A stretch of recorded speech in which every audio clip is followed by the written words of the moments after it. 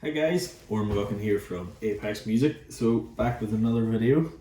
So today we're going to be looking at this left-handed Dean Dime Razorback. So the customers brought in and they are actually right-handed. So I don't really know the story of why it was bought or anything like that, or if it was handed down to them, but they basically want to be able to play it right-handed.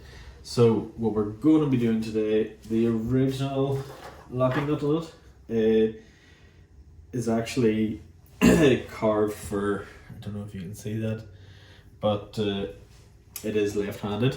Some of you are probably thinking, how's it left-handed? It's just it's basically just a locking nut, but the locking nut actually has different sizes for each string, so we can't just fire the strings back on.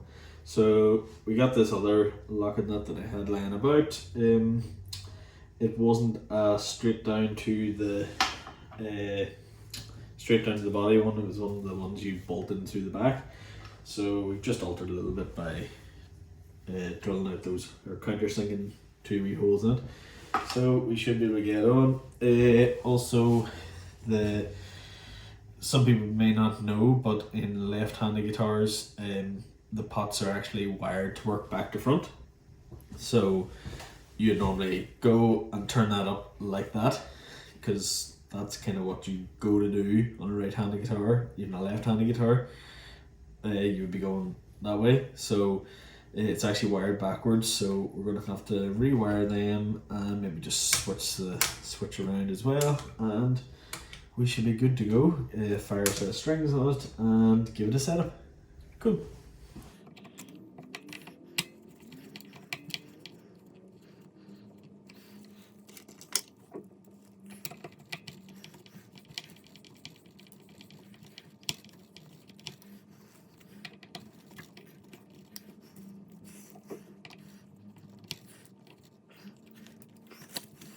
So if you haven't noticed, I'm still using my phone, but I'm using this wide lens on the new iPhone, just so I can get everything in and it doesn't look half bad either.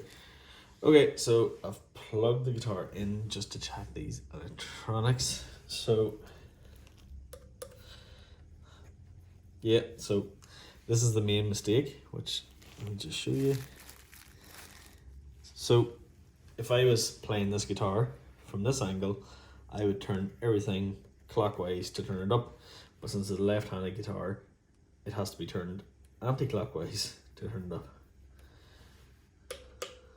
And plus, to most people, that would be, apart from Eddie Van Halen, that would be the bridge position, and this would be the neck, but it's swapped around the other way.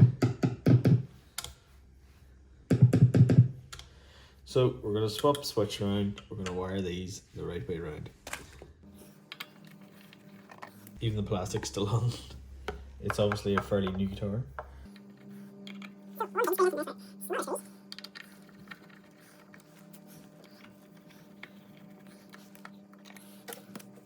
So as you can see, normally this would be ground and this side would be your input.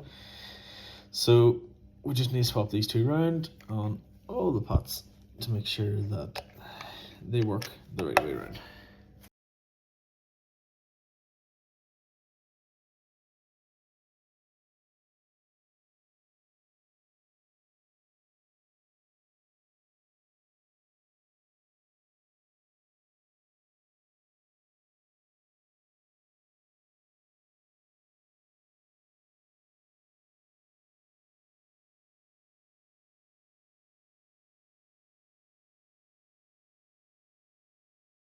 Okay, so we've got the electrics all wired back around the way we need them. We have the switch flicked, which I don't think I videoed, but it happened.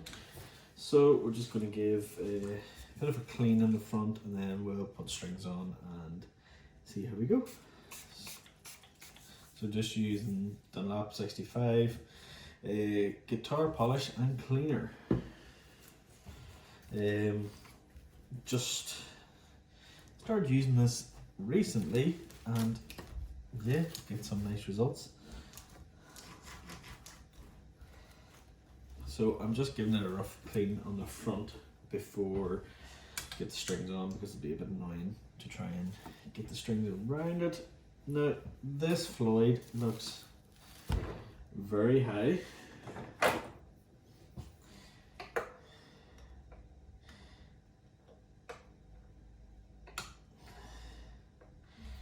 Now the pickups are quite high too for some reason. So I'm just going to turn these down a bit and get strings on. Now,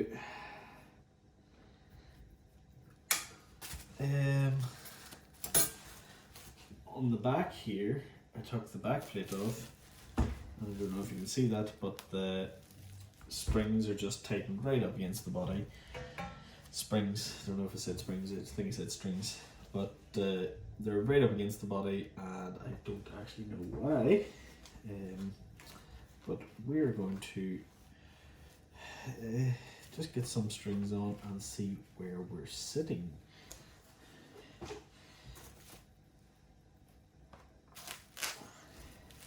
What a big hump of a guitar. I don't understand the appeal. Before we get the strings on, we're going to polish the frets and put a bit of oil on the board as well. So let's just mask off the pickups and do that. Masking tape.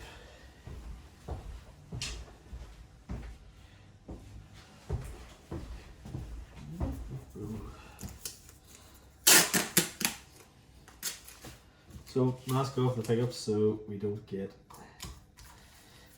any wire wool on it.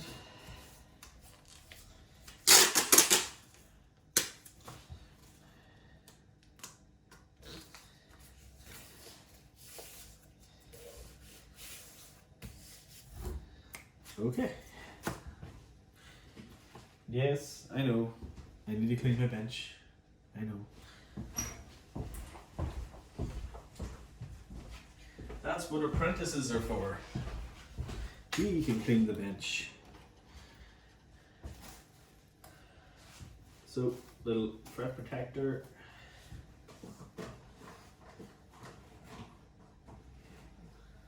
A little bit of wire wool.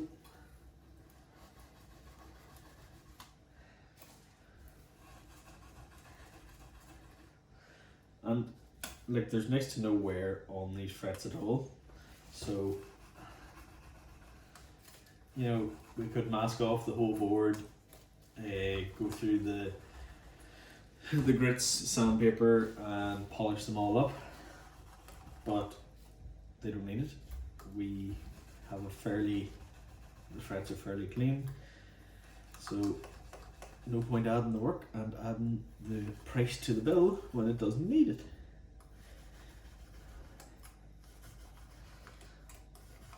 So this will be a fairly low cost repair if anyone's interested. We're just going to do a fairly basic setup. If there's any high frets or anything like that, we're just going to set it up around it. The customer doesn't want to go too mad on his budget, so it's going to be fairly low cost, as I said.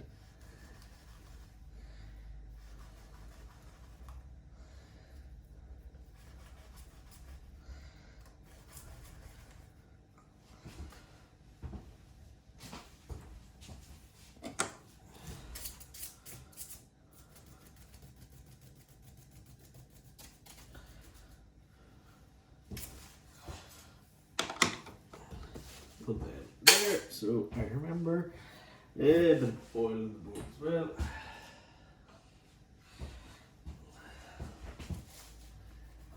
We're just going to rub it a little bit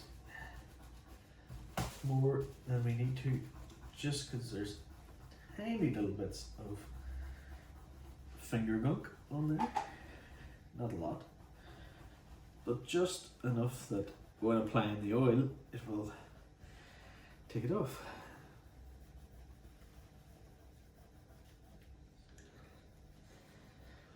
You know, back whenever I was a young metalhead, Pantera were like my band.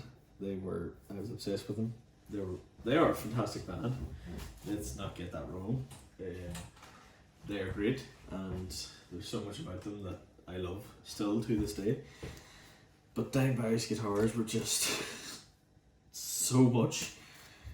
I know that this isn't really like the guitar he played, obviously. And it was all modelled on that Washburn and stuff.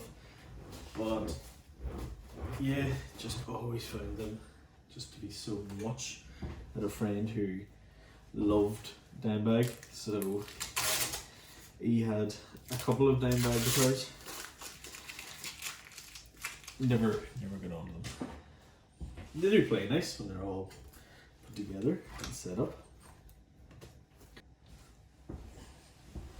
Sorry, phone was ringing, so had to answer it. Right, let's get some strings on. So we're going with 10s for this, and we're just going to go for a standard tuning. I haven't actually been informed in the tuning. So we're just going to go for a standard tuning and set it up that way and see what we're working with.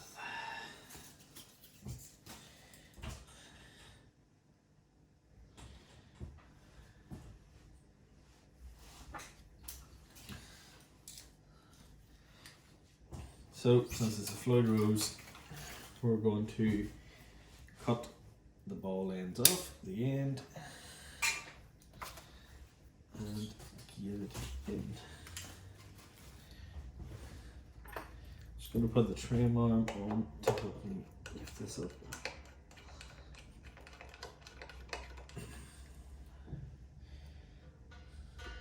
Oh, that's so tight. So I'm not sure if they want the trim to be like that, because the Floyd, it obviously isn't usable like that. But I'm gonna set it probably floating and set it up properly, and well, if their opinion changes, it's not gonna be too hard to sort out.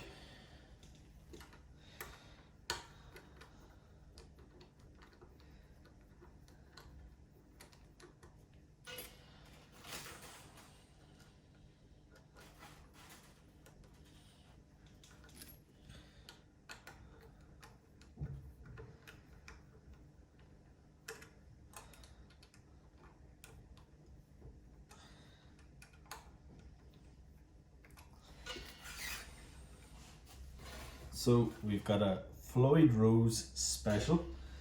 I don't know if that's just a fancy name to put on a cheap Floyd, but there you have it, Floyd Rose Special.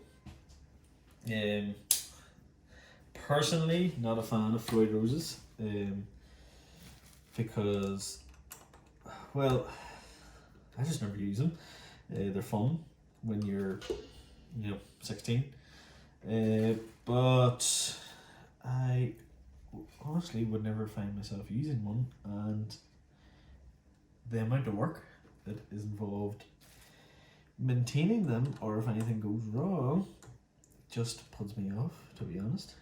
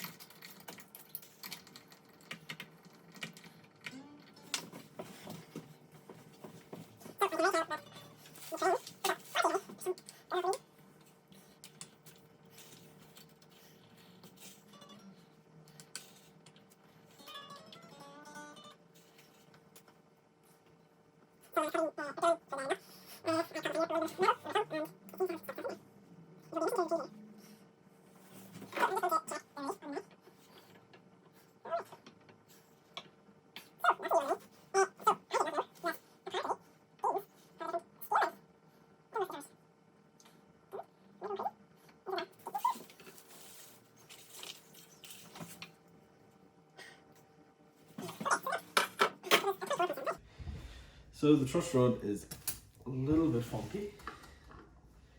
Let's unfunk that.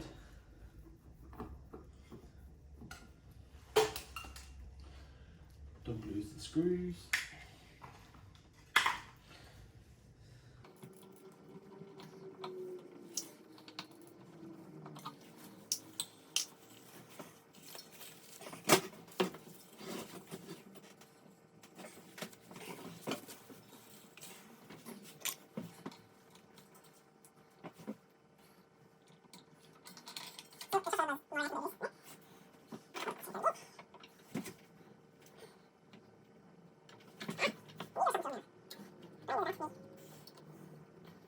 So I was setting that on thinking, why is there this weird hump down here now? Because it was sitting on the pickup. So there we've got the neck into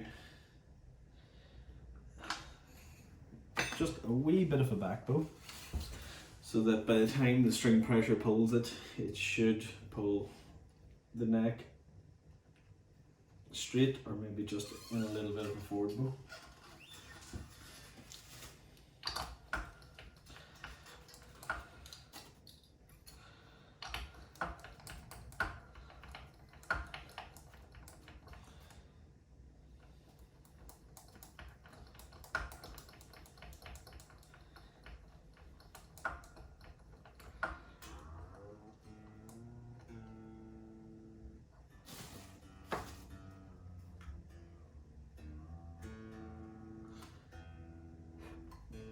I'm not staring right at you, by the way, there's a tuner behind there.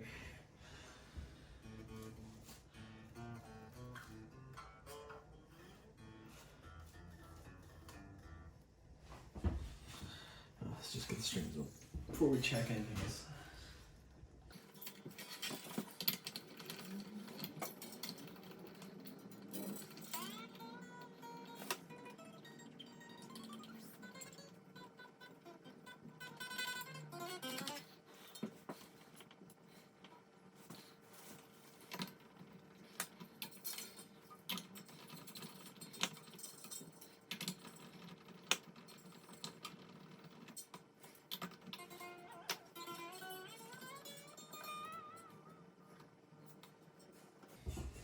So this is one of my biggest gripes about Dean guitars, because of the way the headstock is shaped and because the angle is that tight.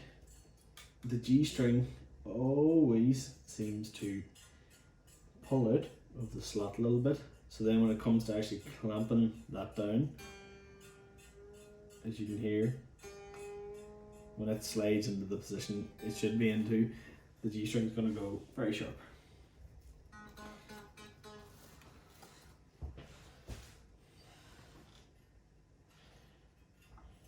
So I've noticed a problem already, but I'm not going to mention it until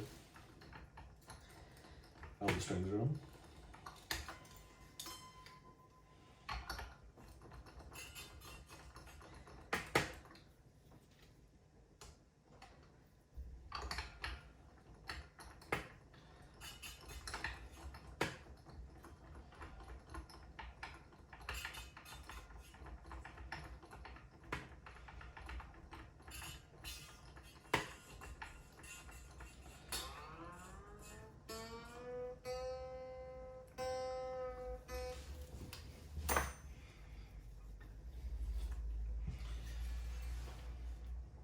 If you can guess what the problem is, leave it in the comments, and obviously put your wee timestamp thing on.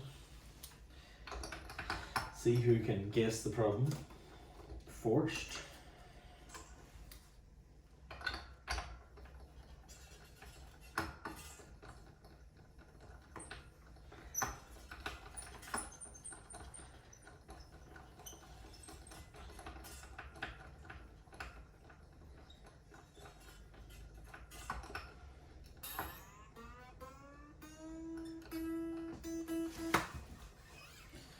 Okay, all strings on. Give me a chair. Give me that. So that hasn't moved at all, which is sad. Okay, so before I even touch this, someone has literally just turned that into a circle. So let's hope he can move it. Okay, it's moving.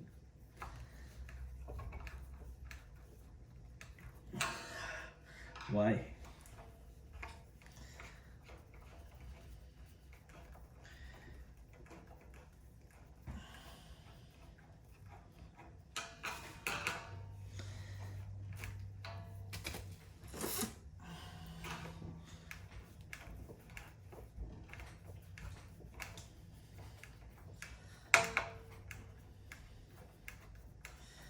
So what some of you may be noticing now is something that my friends have been taking the piss out of me for a while about, is when I really concentrate on something or I'm putting a bit of effort into doing something, my tongue comes out.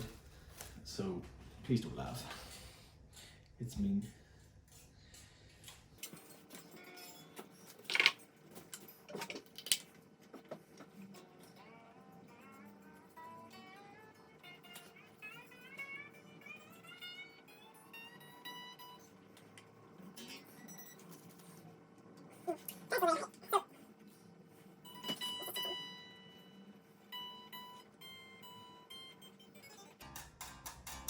So the problem that I have come across now is that the old nut was a different model.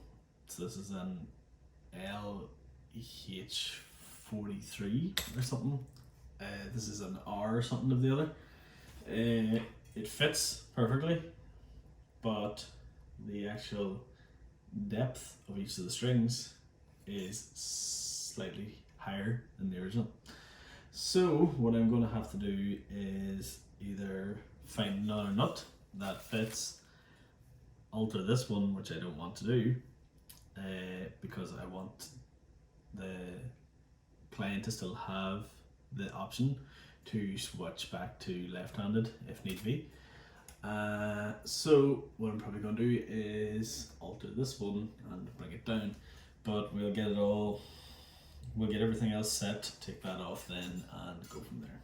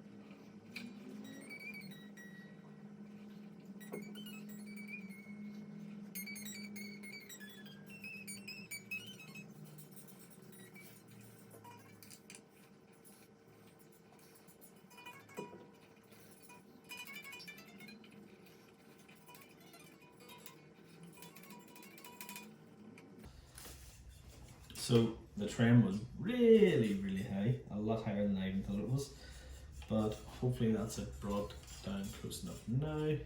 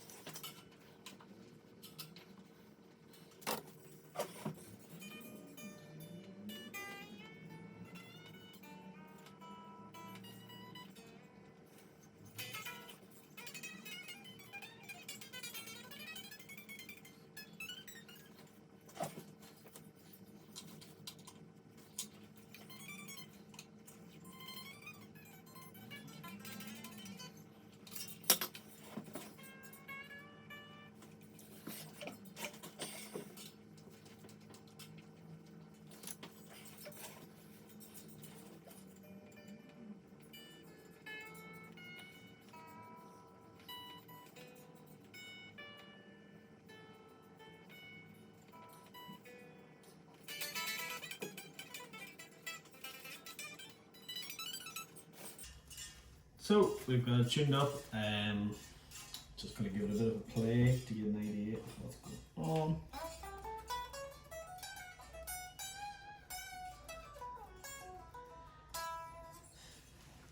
So you can use, in my opinion anyway, you can use tack tools as much as you like, but there's nothing really beats just playing the guitar to figure out what way it plays. So I know straight away the nut's too high, but we're not far away from everything else sitting fairly nice.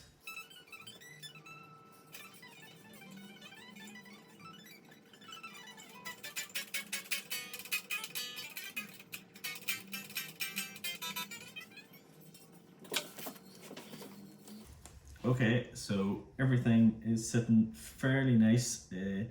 The trem just needs a small bit of adjustment. It's more or less sitting flush the way it needs to be. Still need to set pickup heights. But yeah, so far so good. Intonation even seems fine. Sorry, sneeze. So I was actually wrong about that. It must have just been the way that everything was sitting when the trem was pulled so far back and stuff like that. But realistically, we're fine. The trem seems 100%. So just need to sort that nut out and go from there. Okay, so after foot down, as I say here in Northern Ireland, after trying to set the trem, getting the locking nut on, everything, I went to lock it up and turned out that the actual screws to go down into the locking nut were, well, one of them was threaded through and another one was beginning to thread. So that is basically what happens when you tighten the locking nuts too tight. Same thing can happen with these, where the actual threads just thread off. If you can imagine how thin those threads are, they don't need a lot of pressure actually to even tighten up. So there's no reason to be pulling them that tight. So that was a main problem. I have no other locking nuts here.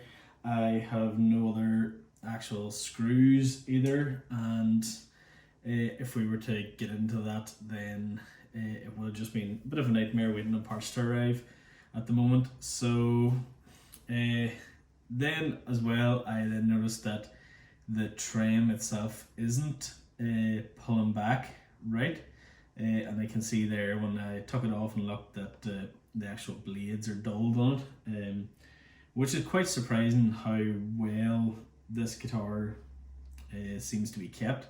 The more I do look at it, the more I do see signs of people changing screws or tightening screws too much, and basically signs that someone has been foot down with this guitar before. So I made an executive decision that I was just going to block off the trem on wood, take the locking these bows off, and just leave the guitar like that. Whenever I got the guitar, the trem was, as you remember, screwed away back. So to me that means the trem wasn't being used anyway, even when it was left-handed or when the guy had it. So there's nothing worse than a bad Floyd Rose, because you will go into so much time and money trying to correct that. Would just be better taking that out and replacing it with something good, because quite a lot of these cheaper Floyds aren't even worth the money at all. And yeah, we'd have to go down the route of getting new screws for that, and at that stage you may as well just get a new locking nut on as well, and it's just not worth it. So the guitar is playing, the guitar is going, it's just plug it in and see.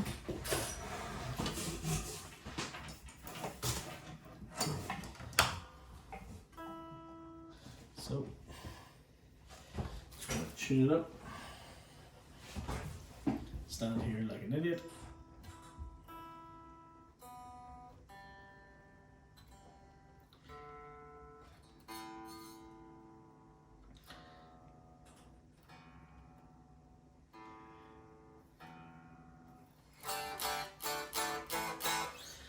And we may as well whack on a bit of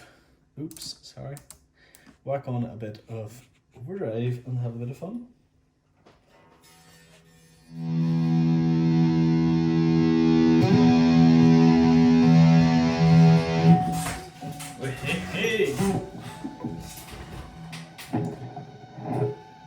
So don't mind that annoying noise. That is it's this building that we're in. It's very old, so we get a lot of noise and stuff, especially with this Black Star amp. It's got like a power brick at the end of it, so it takes in a lot of noise.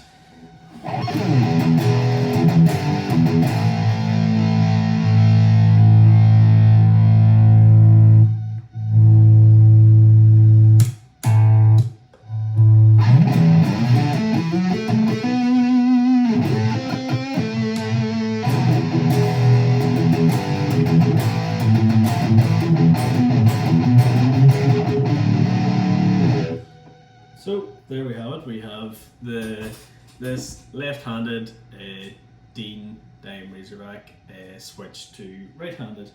Yes, it's maybe going to be a bit annoying. I seem to keep hitting these down here, but for the client, he knows what was going to happen anyway. So yeah, it's there, and we obviously will need to play some sort of Pantera riff.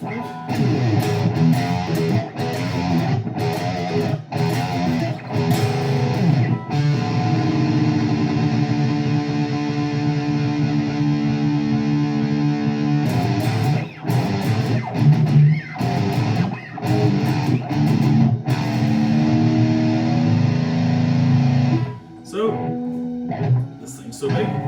So thank you very much for watching. Probably going to be doing a lot more of these videos, just general setup and stuff like that. So yeah, thank you very much for watching. If you're enjoying this video, hit that subscribe button. I don't even know where it is, somewhere here. Like the video, and if you want to stay up to date with things, go onto our YouTube channel and click the little bell notification. You can also find us on Facebook, Instagram and Twitch, all under Apex Music Co. Thank you very much for watching. Until next time guys, good luck.